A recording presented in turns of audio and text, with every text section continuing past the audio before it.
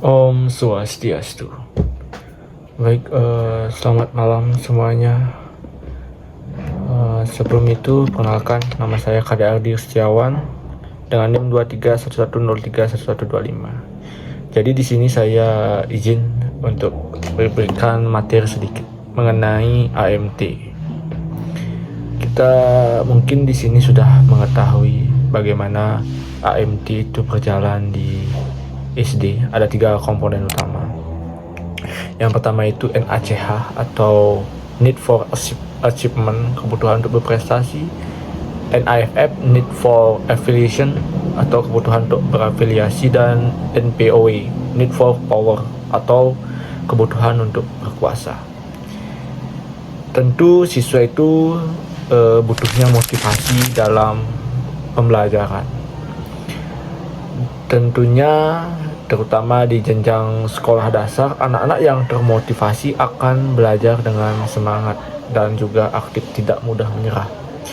Guru itu harus memiliki peran yang sangat penting ketika bisa menumbuhkan motivasi dengan menciptakan suasana belajar yang menarik.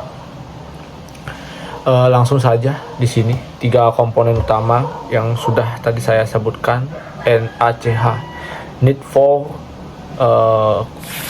Achievement atau kebutuhan berprestasi.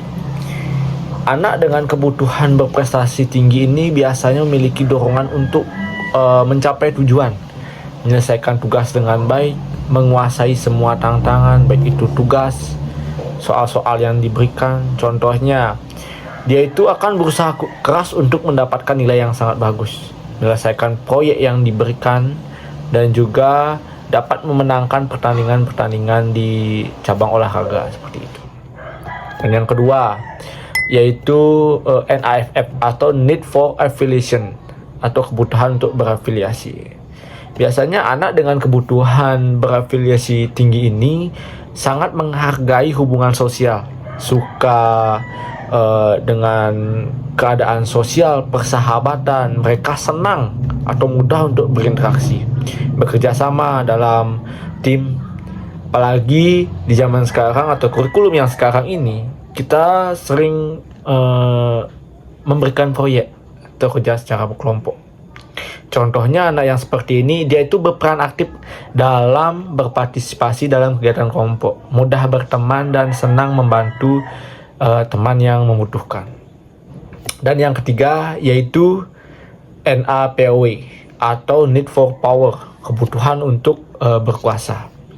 Biasanya anak dengan kebutuhan berkuasa tinggi ini biasanya memiliki keinginan untuk mempengaruhi orang lain secara positif, memimpin dan juga mengendalikan situasi. Mereka senang untuk bertanggung jawab lalu mengambil inisiatif.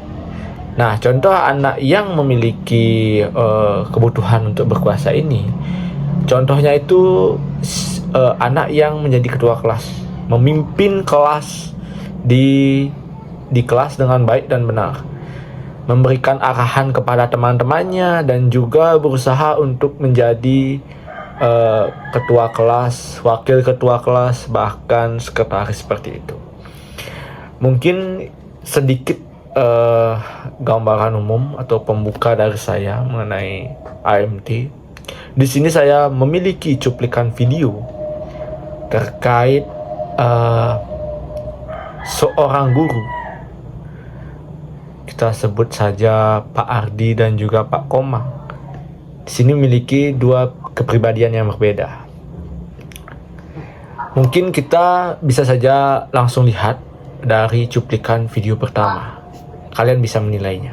Oke, kita lihat.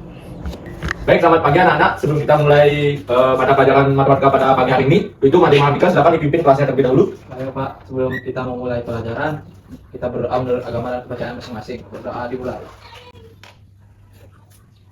Doa selesai. Baik, terima kasih Pak Mahardika untuk memimpin kelasnya. Untuk pada pelajaran hari ini yaitu matematika, apakah anak sudah makan terlebih dahulu sebelum masuk ke ruangan? Sudah Pak. Belum, Pak. Kok belum? Bagaimana untuk kok bisa belum makan? Kenapa? Belum dibuatin sarapan, Pak. Aduh, belum dibuatin sarapan. Minggu lalu Bapak sudah memberikan tugas mengenai perkalian 1 sampai 5. Apakah dari kalian sudah membuatnya? Sudah Pak. Coba lihat dulu. Oh ya, oh ini bagus ini. Kamu sudah hafal Mbak Dia dengan Andika ya? Sudah Pak. Bagus. Kita berikan aplaus kepada Pak Andika. Baik, Mbak untuk kamu, ini kamu sedikit salah ini di perkalian 3 kali 5 nya cocoknya 15. Mungkin kamu bisa mengerti lagi. Untuk itu Bapak akan menjelaskan sekali lagi. Baik, dari penjelasan materi tugas yang Bapak berikan, apakah ada yang ingin bertanya? Saya Pak. Baik, untuk Luis, apanya yang masih terkendala? Bapak kan tadi bilang jawaban saya salah. Ya. Sekarang bagaimana caranya nyari jawaban dari 3 kali 5 itu, Pak? Baik, terima kasih Luis sudah bisa memberitahu apa yang menjadi kelirunya. Di sini Pak langsung saja memberikan penjelasan. Karena kalau kita 3 dikali 5 itu terlalu panjang, sebenarnya 3 dikali 5 itu 3 ditambah 3 ditambah 3 ditambah 3 sampai 5 itu terlalu panjang, Bapak singkat saja. Itu 5 ditambah dengan 5 tambah dengan 5. Hasilnya 5 tambah 5 berapa Luis? Apa Pak? Salah. 5 tambah 5, mungkin Mas Andika bisa dibantu namanya? 5 tambah 5 itu 10 Pak. Ya, ini 10. Baru ditambah lagi dengan 5. Bapak? Siapa yang bisa jawab? Bisa Luis? 10 tambah 5 Bapak? Tidak tahu, Pak. Coba untuk Mas Andika bisa dibantu namanya? 10 tambah 5 itu 15 Pak. Ya, ini caranya. Tangannya 10 baru ditambah dengan 5. Luis punya jajanan 10. Habis itu Mas Andika mengasih permen lagi 5. Berarti ditambah dengan 5. 10, 11, 12, 13, 14, 15. Jadi 5 kali 3 itu atau 3 kali 5 itu adalah 15. Apakah sudah bisa dimengerti untuk Luis? Sudah bisa. Baik, mungkin itu saja. Untuk materi selanjutnya Bapak akan memberikan perkalian dari 6 sampai dengan 10. Baik, kalian sudah melihat kan bagaimana cuplikan dari seorang guru, kita sebut saja Pak Ardi. Dia mengajar di suatu SD. Nah, itulah cuplikan sedikit mengenai dia bagaimana mengajarkan kasih sayang, murah senyum kepada siswanya. Nah, di sini di sisi lain kita bisa melihat di sini saya memiliki cuplikan sedikit mengenai guru yang memiliki sisi negatif. Oke, kita lihat cuplikannya. Baik, selamat siang anak-anak. Silakan buat perkalian. 3 kali 6 sampai 10. Bapak tunggu ya. Bapak tunggu dalam waktu ya 3 menit. Karena Bapak sudah menjelaskan dari jauh-jauh hari mengenai materi perkalian 6 sampai dengan 10. Saya kumpulkan. Luis, ini salah ini untuk jawabannya Luis. Kamu bisa salah. Bapak sudah jelaskan berkali-kali mengenai materi ini. Maaf, Pak, saya belum mengerti, Pak. Kamu dulu saja belum mengerti. Apanya yang belum? Ini Mas Andika juga. Kamu asik gini aja bermain kalian berdua di kelas. Itu Bapak berikan lagi tugas remedial buat kalian ya. Karena dari pertemuan sebelumnya Bapak sudah jelaskan tapi kalian belum mengerti sampai sekarang. Baik, kalian sudah melihat kan?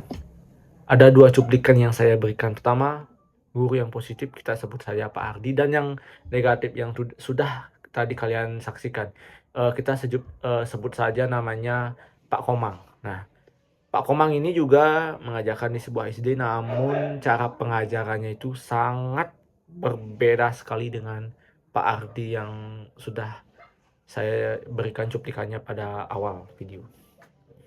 Kalian juga bisa menilai apa perbedaannya. Yang jelas, cara pengajarannya Pak Komang dan juga Pak Ardi itu sangat berbeda.